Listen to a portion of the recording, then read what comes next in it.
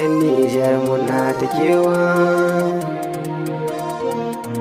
Bazum zai tafi a bar baya.